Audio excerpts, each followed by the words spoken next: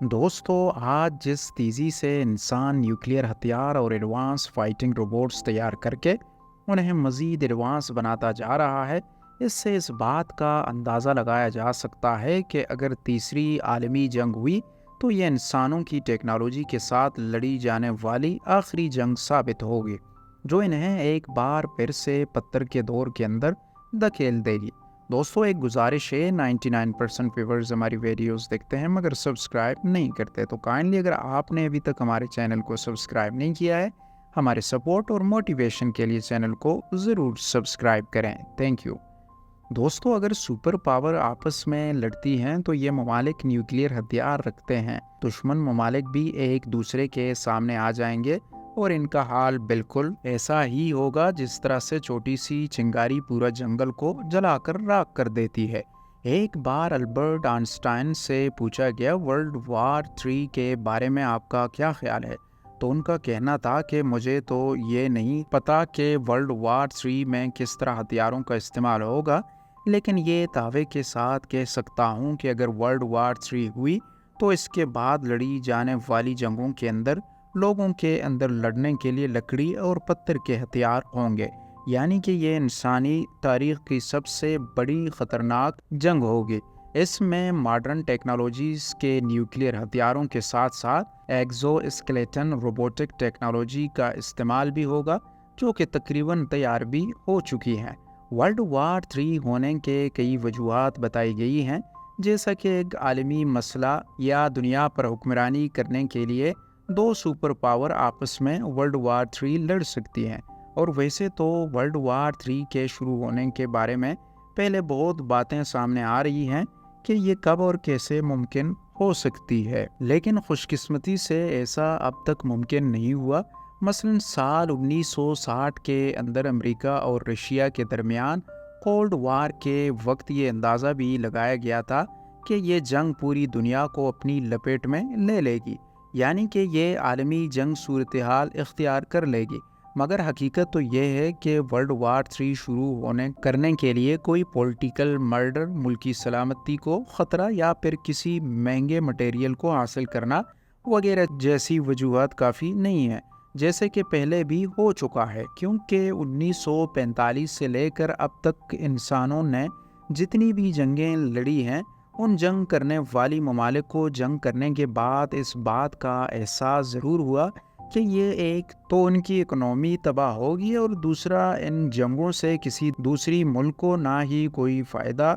और बल्कि नुकसान ही नुकसान हुआ। उल्टा हमने अपनी ज़मीन को मुश्किल तरीन सूरत हाल के अंदर डाल दिया और हम इंसान टेक्नोलॉजी के अंदर आगे बढ़ने की बजाय कई दहाइयों पीछे चले गए, क्योंकि आलमी जंग के अंदर दुनिया की सभी ममालिक शामिल होंगे, ना कि ये सिर्फ दो ममालिक की आपस में जंग होगी। और आज न्यूक्लियर टेक्नोलॉजीज़ इस कदर तरक्की कर चुकी हैं, इससे एक बात तो जाहिर है कि हम कई दहाइयाँ नहीं बल्कि कई 100 साल पीछे चले जाएंगे। और जिस तरह से पहले रवायती जंगें पानी, ज़मीन और आसमान के अंदर लड़ी जाती थीं, अब की बार ये स्पेस के अंदर लड़ी जाएंगी। और अमेरिका ने तो हाल ही में अपनी स्पेस 4 लॉन्च कर दी है, जो कि इस वक्त ज़मीन के ऑर्बिट में घूम रही है। मतलब कि आने वाले दौर में हर मुल्क की मिलिट्री सैटेलाइट वेपन्स लगाकर बिना किसी टैंक और लॉन्च के सीधे उस मुल्क पर हमला करना मुमकिन होगा, ताकि उस मुल्क को हमला करने या जवाबी कार्रवाई करने का मौका ही ना मिले। जिस मुल्क का सिक्योरिटी सिस्टम जितना एडवांस होगा वो उतना ही सिक्योर रहेगा। तो इसी तरह इंसानी फौजियों की जगह रोबोट्स, आर्टिफिशियल इंटेलिजेंस और ड्रोन फौजियों की तौर पर इस्तेमाल होंगे, यानी कि ये भी मुमकिन है कि बिना जंग लड़े किसी भी मुल्क की सिक्योरिटी सिस्टम या फिर पावर सप्लाई को रोक कर उसे जंग शुरू होने से पहले घुटने टेकने पर मजबूर कर दिया जाए। आलमी जंग की सबसे बड़ी वजह पानी भी हो सकती है। जी बिल्कुल, पीने का साफ पानी जो वक्त के साथ साथ कम होता जा रहा है, और इंसानों की ज़िंदा रहने की सबसे ज़्यादा ज़रूरत भी पानी ही है। लेकिन पिछली 60 सालों में इंसानों को जिस चीज़ ने आलमी जंग से रोक रखा है वो है एडवांस तरीन न्यूक्लियर हथियार, جی ہاں دوستو، جب امریکہ نے جاپان کے شہر ہیروشیما اور ناگاساکی پر نیوکلیئر بم گرا کر کئی بے گناہ لوگوں کی جانیں لے لی اور انسانیت کی مکمل طور پر تذلیل کی، اس سے بدترین مثال پوری دنیا کے اندر کہیں پر نہیں ملتی، کیونکہ اس دھماکے میں کئی بے گناہ لوگ مارے گئے اور جاپان آج تک کئی حد تک اپنے آپ کو اس حملے سے ریکور نہیں کر پایا۔ اور اگر ہیروشیما اور ناگاساکی کے ایٹم بم کا موازنہ آج کی دور کے ایٹم بم سے کیا جائے تو جاپان کے شہر ہیروشیما اور ناگاساکی پر گرائی جانے والی ایٹم بم آج کی دور کی ایٹم بم کے سامنے محض ایک بچے کی حیثیت ہی رکھتے ہیں، بالکل جیسے کہ ہاتھی کے آگے چیونٹی رکھ دی گئی ہو۔ اس وقت دنیا کے 9 سے 10 ممالک کے پاس نیوکلیئر ہتھیار موجود ہیں، جن میں سے UK، رشیا، USA، اسرائیل، Pakistan, India, China, France, North Korea اور ممکنہ طور پر ایران بھی شامل ہے۔ پوری دنیا کے انسانوں کے لیے کسی ٹائم بم سے کم نہیں، جو چھوٹے سے تنازع پر کبھی بھی پھٹ سکتے ہیں۔ ان ملکوں میں سے اگر کوئی بھی ایک نیوکلیئر بم استعمال کرے گا تو اس کی تباہی کتنی ہوگی، مختصر تفصیل بتاتا چلوں۔ زمین مکمل بنجر ہو جائے گی، کروڑوں لوگ ایک ہی وقت کے اندر جل کر راکھ ہو جائیں گے،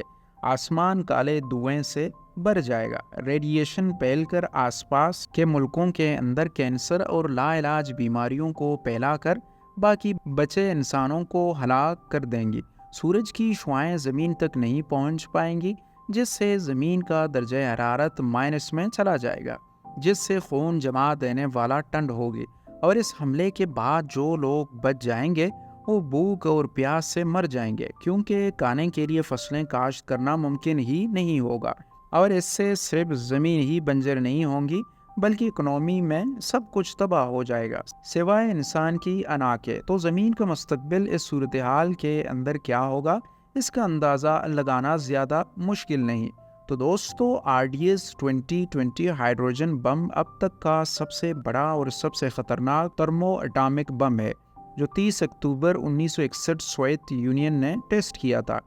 اس بم کی شدت اتنا زیادہ ہے کہ اگر اس بم کو ہماری زمین پر 15,000 مرتبہ گرایا جائے تو یہ زمین کو 2 ٹکڑے کر دے گا۔ اس وقت پوری دنیا کے ممالک کے پاس 15,000 کے قریب نیوکلیئر بمز ہی موجود ہیں، جن میں سے صرف 90% امریکہ اور رشیا کے پاس ہی ہیں، جو کہ زمین پر بسنے والے انسانوں کی وجود کو 3 مرتبہ ختم کر سکتی ہیں۔ پروفیسر ایلن روبوک، جو کہ ایک مشہور کلائمیٹولوجسٹ ہیں، ان کے مطابق اگر دنیا کے اندر نیوکلیئر جنگ شروع ہو جاتی ہے تو صرف ایک دن کے اندر 150 ملین ٹن کالا دھواں زمین کے ایٹماسفیئر کے اندر پھیل جائے گا، جو کہ زمین کے سیکروٹو ایٹماسفیئر کو تباہ کر دے گا، جو کہ اوزون لیئر کے اندر ایک لیئر ہے۔ یہ لیئر زمین کے گرد ایک حفاظتی تہہ ہے جو کہ سورج سے آنے والی خطرناک ریڈیشن سے ہم انسانوں کو بچاتی ہیں۔ تو جب یہ ریڈیشن زمین پر پڑیں گی تو انسانی DNA کو خراب کر دیں گی، جیسے کینسر جیسی لاعلاج بیماریاں پھیلیں گی۔ صرف 2 ہفتوں کے اندر کالے بادل زمین کو گھیر کر سورج کی روشنی کو زمین پڑنے سے روکیں گے، جس سے انسانوں کا خون جما دینے والا ٹھنڈ اور ہر طرف اندھیرا ہی اندھیرا سما جائے گا۔ دعا ہے کہ اللہ تعالی ہم سب کو بچا لے۔ تو دوستو، آج کی ویڈیو یہی تک تھی، امید ہے کہ آپ کو پسند آئی ہوگی۔ گزارش ہے کہ ویڈیو کو ضرور لائک کیجئے گا۔ Thank you. ملتے ہیں ایک نئی اور انٹرسٹنگ ویڈیو کے ساتھ، تب تک کے لیے keep smiling and keep supporting as.